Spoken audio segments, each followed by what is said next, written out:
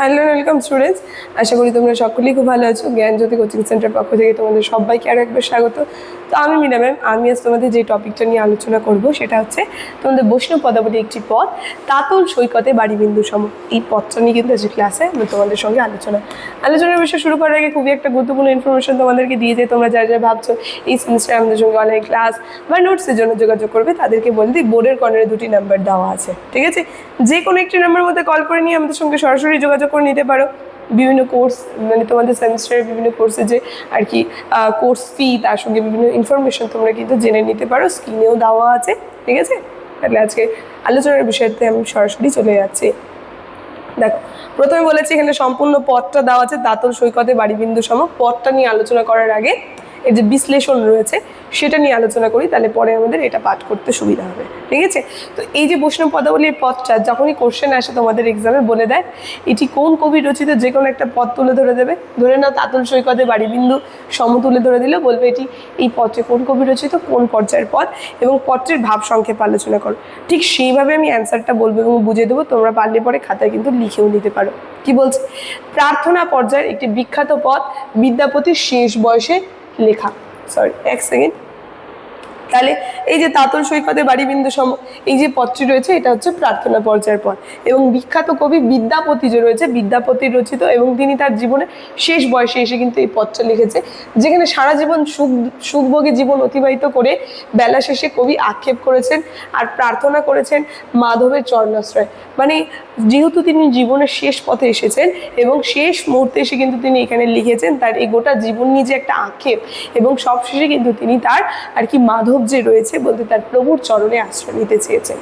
তাই এই পত্রের মধ্যে আমরা দেখব কবি বলছে যে উত্তপ্ত বালুকারাশিতে জলবিন্দু যেমন ক্ষণস্থায়ী, জীবনও তেমন ক্ষণস্থায়ী, পুত্র মিত্র রমণী সমাজ, হে মাধব আমি তোমাকে ভুলে সারা জীবন তাদেরকেই মন সমর্পণ করলাম। মানে এখানে খুব সুন্দর একটা কথা বলেছে, যেমন গরম বালি যদি থাকে উত্তপ্ত বালুকার মধ্যে আমরা জল দিই, সেই জলটা কিন্তু সঙ্গে সঙ্গে আর কি ক্ষণস্থায়ী, সঙ্গে সঙ্গে কিন্তু সেটা অদৃশ্য হয়ে যায়। তেমনই আমাদের জীবনে এই পুত্র মিত্র রমণী সবই কিন্তু ক্ষণস্থায়ী, আজন্ম আমাদের সাথে থাকবে না।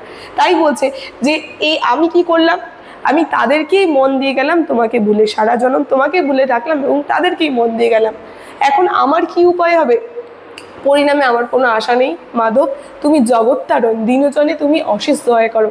তাই একমাত্র তোমাতেই আমি এখন বিশ্বাস রাখি, তুমি আমায় উদ্ধার করবে। মানে শেষ মুহূর্তে সে শুধুমাত্র ভগবান যে রয়েছে বলতে মাধবের চরণেই সে আশ্রয় চাইছে, এবং সেই মাধবই তার একমাত্র ভরসা।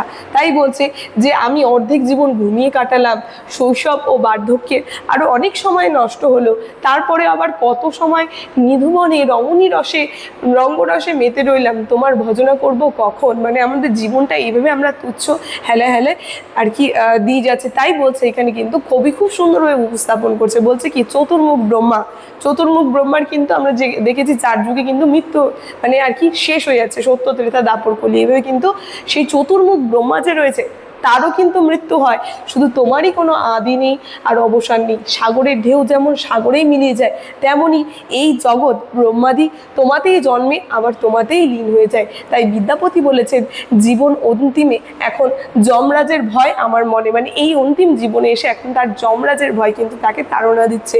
তাই বলছে যে তাই তুমি ভিন্ন অন্য কোনো আমার গতিও নেই, এবং লোকে বলে তুমি আদির অনাদির নাথ, এখন এই ভবসাগর থেকে আমাকে উদ্ধার করবার ভার তোমারই মাধব। খুব সুন্দর কিন্তু একটা পদ, এই পদটার মধ্যে আমরা দেখতে পাচ্ছি এই পদে একদিকে যেমন কবির তার কৃতকর্ম বলতে তার জীবনের যে কর্ম সেই কর্মের প্রতি একটা আক্ষেপ ফুটিয়ে উঠেছে, অন্যদিকে জগদীশ্বর মাধবের প্রতি যে তার অগাধ বিশ্বাস, সেই বিশ্বাসও কিন্তু লক্ষণীয় রয়েছে এই পদটার মধ্যে, ঠিক আছে?